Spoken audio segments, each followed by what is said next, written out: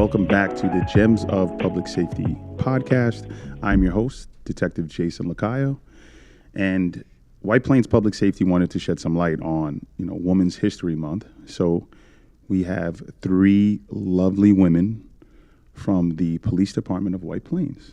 And so I wanted to highlight the woman to the left of me because she was my first FTO when I came to this department from NYPD. So how we open up every podcast is we like to talk about who you were before you were a police officer. So kind of like a little bit of a backdrop as to who you are. I'll let you introduce who you are. Okay. All right? All right, Okay. Good. Okay, so I'm Christina Spano. I'm a lieutenant here in White Plains. Before I was an officer, I'm born and raised White Plains girl.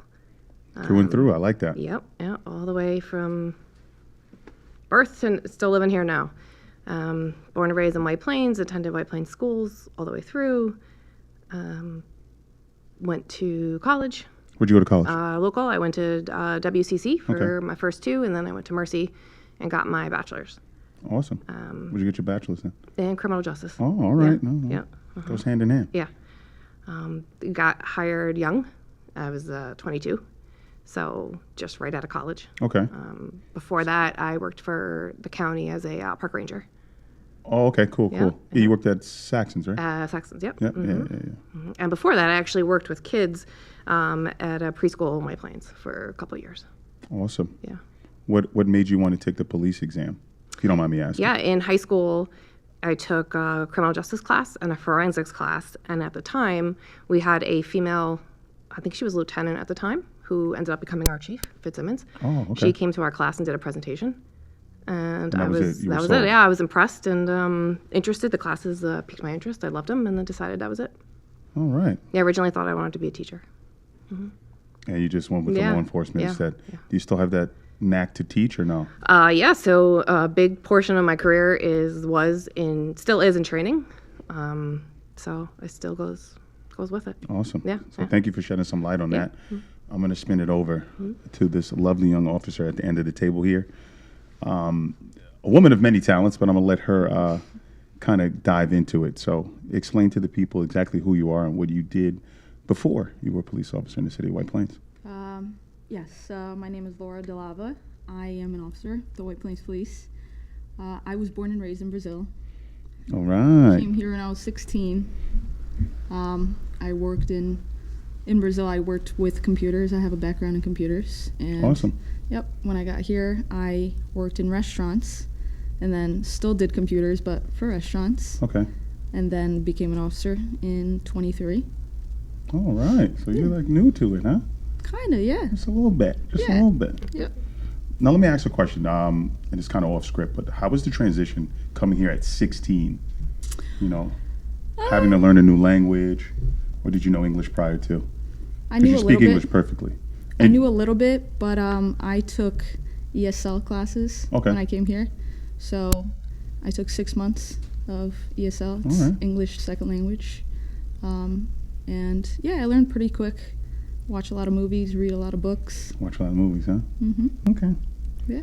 And you speak how many languages?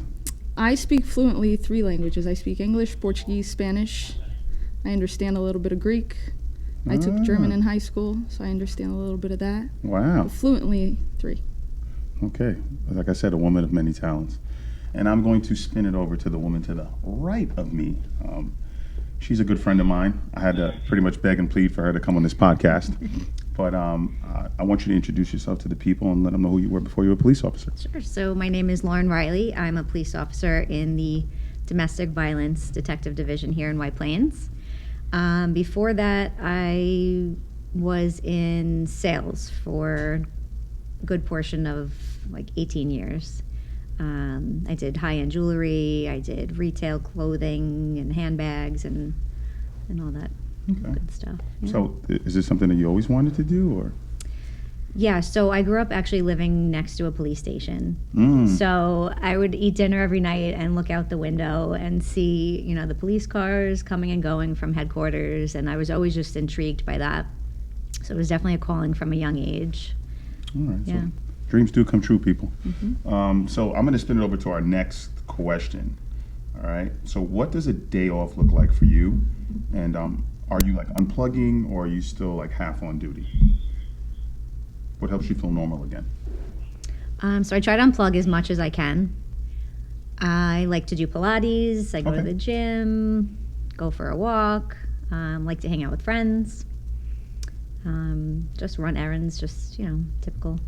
Okay. Sounds pretty simple. Mm-hmm. Like, do you have an issue like decompressing? Because I know sometimes it's hard to like switch it off. Or do you just find it like the minute you leave here, you just kind of leave everything in the locker? Pretty much able to leave it all at work. Okay. Unless I have, a really hard case that I'm working, I'll be kind of thinking about that, when I get home. We'll revisit that one later. Okay. Because I like that you mentioned that. How about you, Lieutenant? So, a typical day off for me, I have 2 daughters, 14 and 16. So I'm busy. Yeah, I know to keep you busy. Yeah. Besides the day off is cleaning, food shopping, either dropping off at school, picking up, or they're both very big into sports, heading to a sports event. But I also, on my weekends, like to hang out with family, friends, family, mostly. Family mostly? Yeah, family, friends, I call my friends my family. Your family? I love that. Family. I love that. So. Let me ask you a question. As like a parent, right, and a police officer, do you find it like kind of difficult working in the city that your kids kind of run around in? No, I actually feel the opposite. Really? It's great. I love, I've always been able to attend all their events because... And that is so crucial. Yeah, totally. Absolutely. I was always allowed to go. My supervisors were always wonderful. Let me go to the school, let me go to their events or whatever, so I could go to everything. And I like knowing, what goes on where I live. I like the fact that, God forbid I ever have an emergency, I know who's responding to my home, and I have confidence in them. I never even thought about that. Yeah, that's actually, you actually just shed light on it. I didn't even think about that. I'm happy you mentioned that. What about you, Laura? Well, I'm here most of my days off, working overtime. But other than that, I go out with friends, family.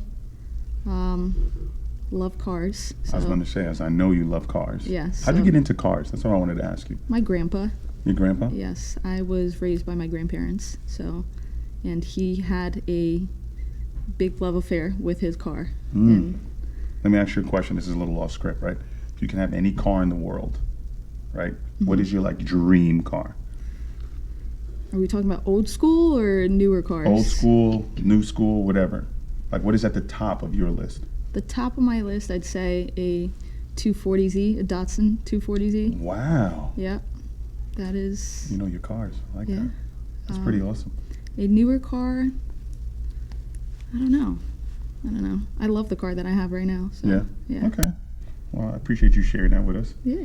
And so, this is like one of my favorite questions because I think it gives the listener and the people who aren't in law enforcement some insight.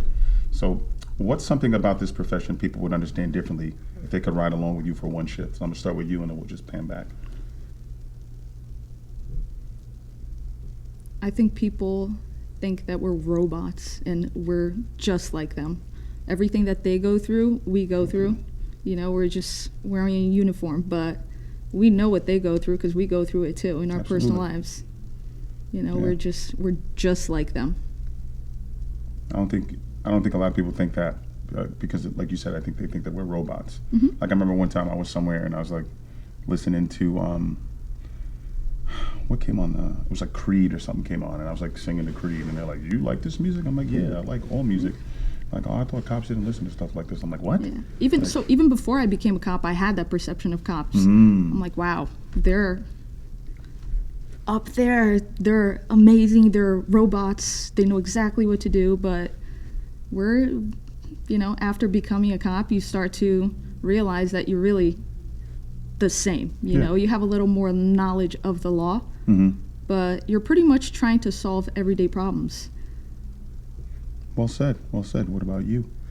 I think people would realize that we're not out there just to arrest people or on the negative side of things, that we're out there to help somebody cross the road or to prevent crime or to assist somebody in a time of need, that we're not just always driving around looking to lock someone up.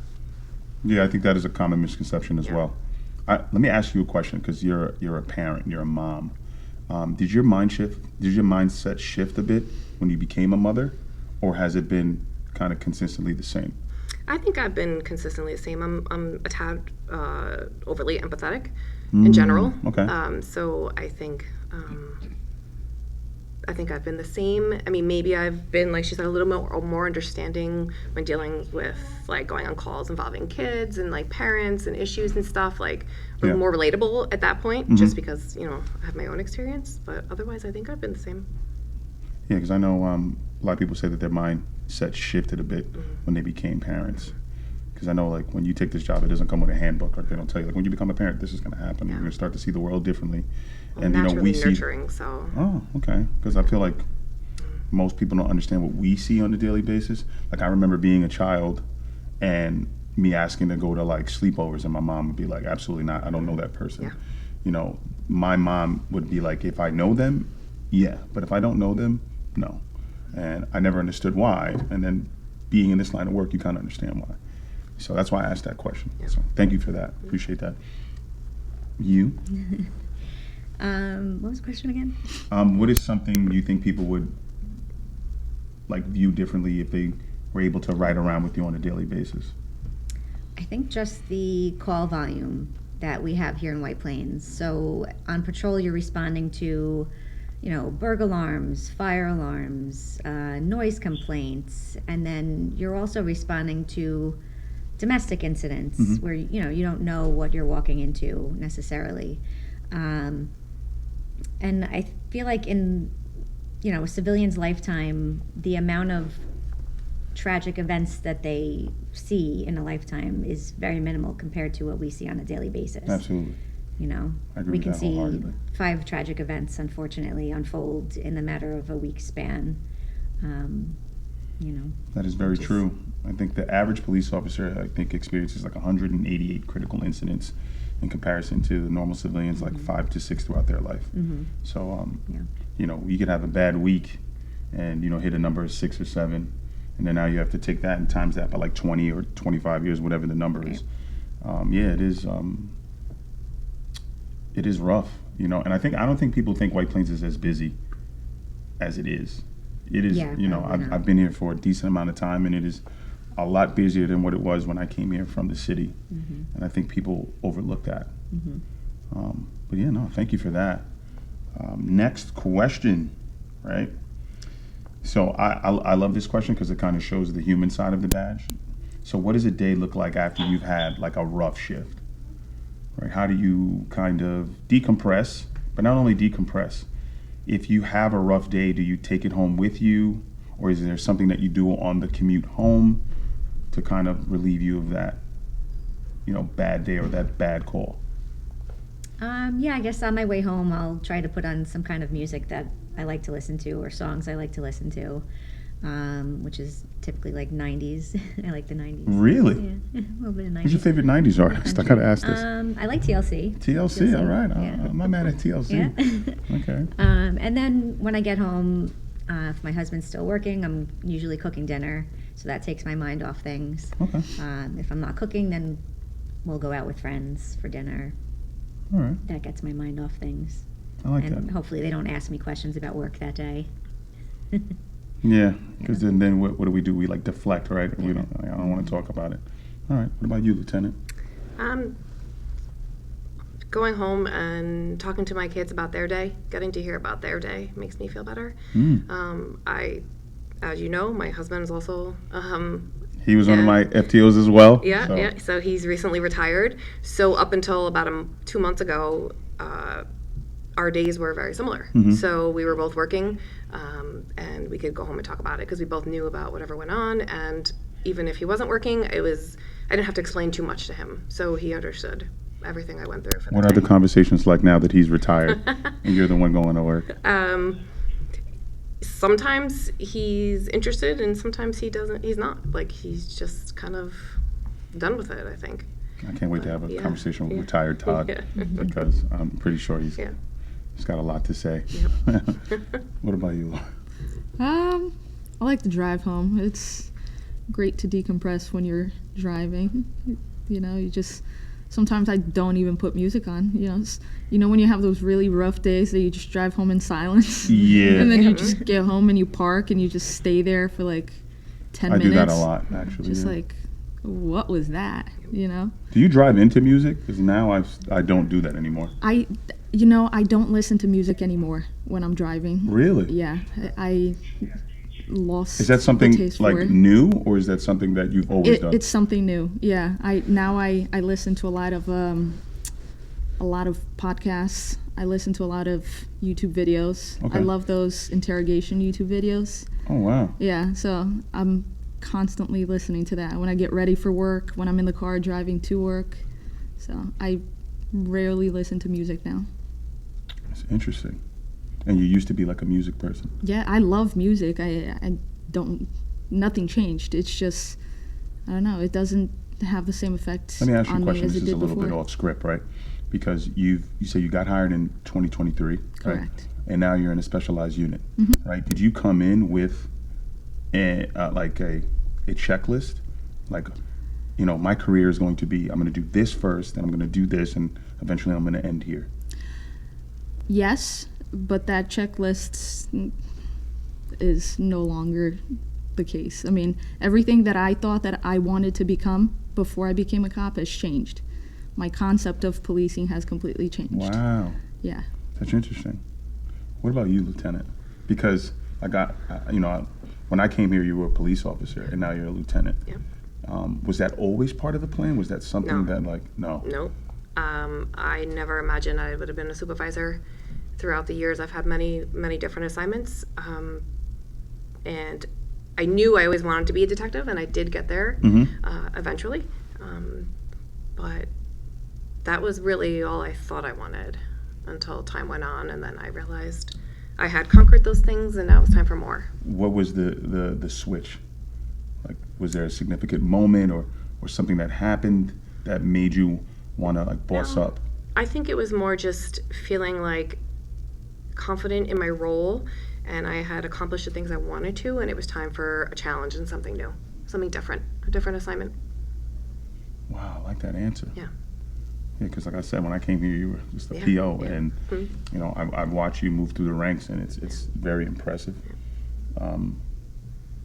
I guess for me, right, I had this whole thing, like, I'm going to do this, I'm going to do this, and I remember sitting in on my interview, and it was like Iggy was like, "Are you sure you want to do all of that, kid? It's a little different in the city here," and it kind of made me reframe my whole thought process. And then as you go through your career, things happen, and then you change, and you don't want the same things. So I guess I'm kind of like in the same boat. Mm-hmm. The only thing I ever wanted to be in my life was a detective. As a child, I used to take oak tag. I would make a wallet and put like a shield and a little ID in there, and I'd be like, walk around like a little cap gun. I always wanted to be a cop. My father was a police officer, and he was in the military, so that was something that I thought would be pretty cool if I became a cop and became a detective. That was my only aspiration, but it didn't happen the way I thought it was going to happen. And I always thought I was going to be like a narcotics guy or something like that, but it just didn't happen. And now I'm in a mental health outreach team, and just kind of the polar opposite of what I thought. But what about you? So I always wanted to be a detective. I knew from a young age. I would watch Cops as like a 6-year-old. Are you serious? Yeah, and my dad would walk in the room and be like, "Absolutely not! Turn that off right now." Ah. And then he'd leave the room. I'd put it back on. But so it was always a calling for me. I studied criminal justice and psychology at Pace University. Oh, so you were really serious about this? Yeah, and some of the professors I had, gave me more of an insight as to what it was like to be a police officer, because they were either retired or current officers in different departments. So I always wanted to be a detective, and I'm working my way up to that right now.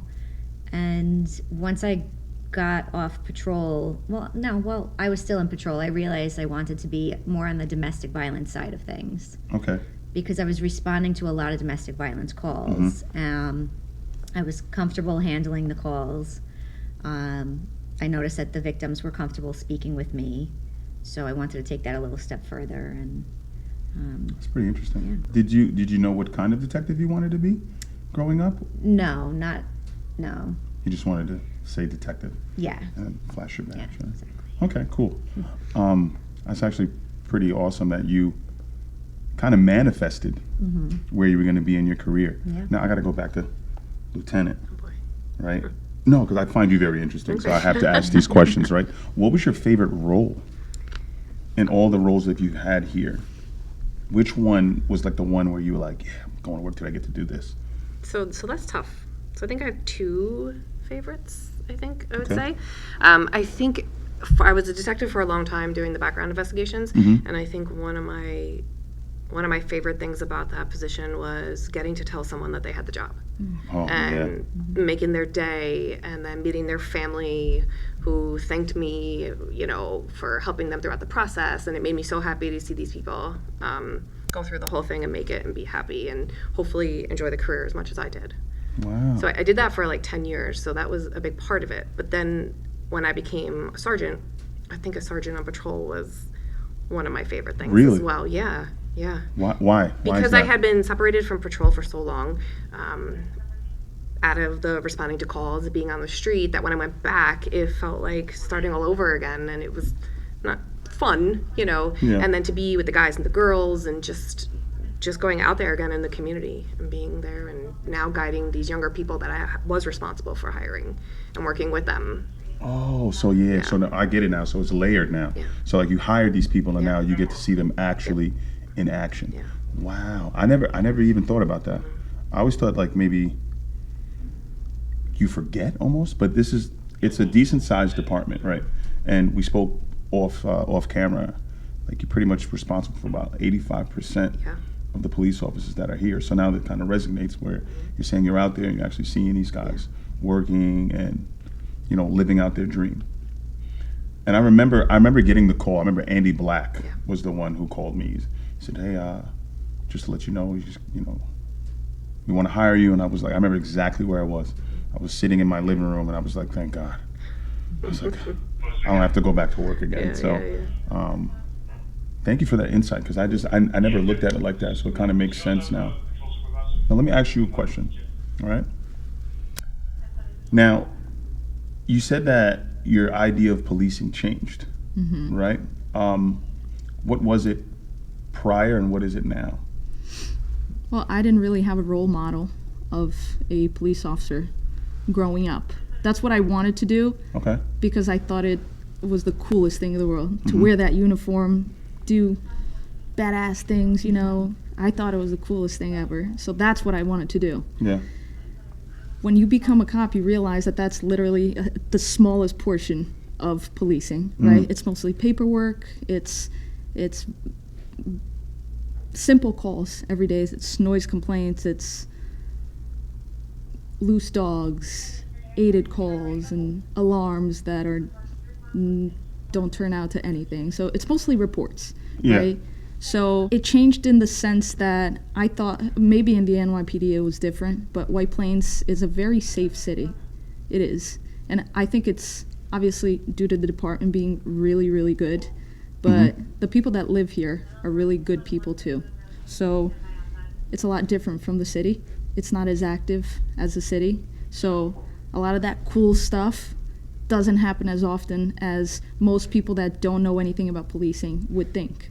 Because there's a lot of people out there that think we're breaking doors down every day, and that doesn't happen. So that's how my mentality changed. That's what I thought it was. Now I know what it is. It's very administrative. That's actually great insight. I think a lot of people do think that we, run around all day, and a lot of it is paperwork. A lot of it is knowing the law and making sure that you can write a report and you can articulate what you just responded to. Yep.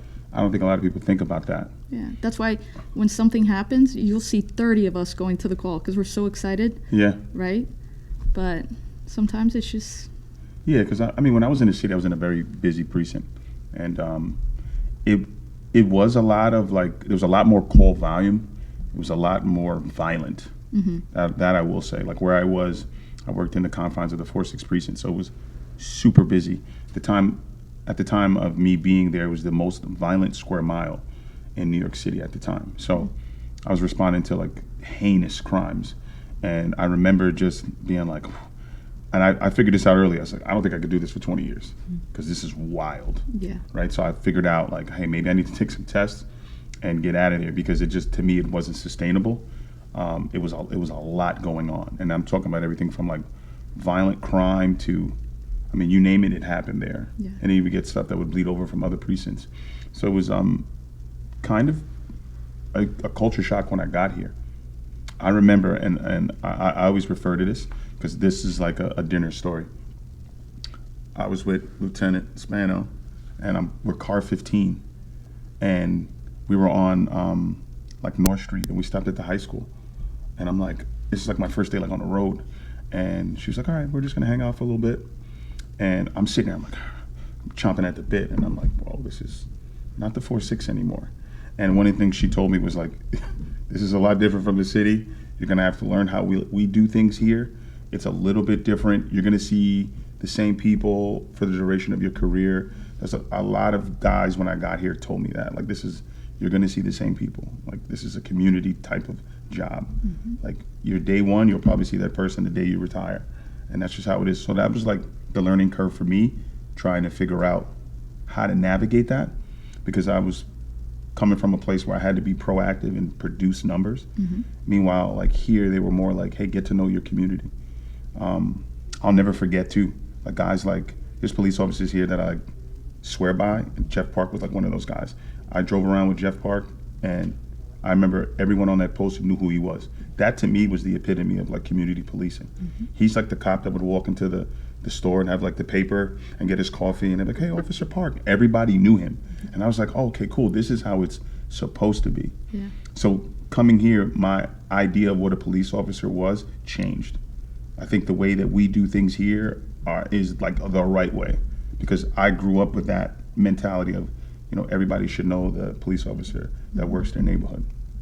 So thank you for sharing that, though. It's pretty awesome. So we close out with this one question, and this is a two-part question, right? So, it's the gems of public safety. So what's one gem you would give to somebody looking to get into this profession, and what's something that you would give to the public, right? So it's two-part. What would you give to someone looking to get into this profession, and what is something that you think the public can utilize that we know something about? Let's start with you. With me? I think a lot of people say it's a thankless job, and I don't think it is. I think we get mostly positive feedback from everywhere we meet, everybody that we meet. It is sometimes a thankless job, but most of the times it's not. So if you're considering being one, it is the most fun job I've ever had in my life. I agree. It is so much fun. I genuinely love coming to work every day. Hence why I'm here every single day. So don't believe people that say that it's a hard job at times, but it's not all the time. And the fun aspect of the job makes up for the bad moments. That's and the people that you meet, they're going to be your family for the next 20 years. So I agree with that wholeheartedly. Mm-hmm. I made some great friends here, lifelong friends, I believe.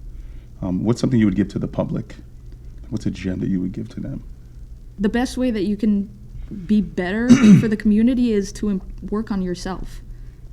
I think, like that. Yeah, if you can be proactive in helping yourself and being safe yourself, you're already helping everybody else.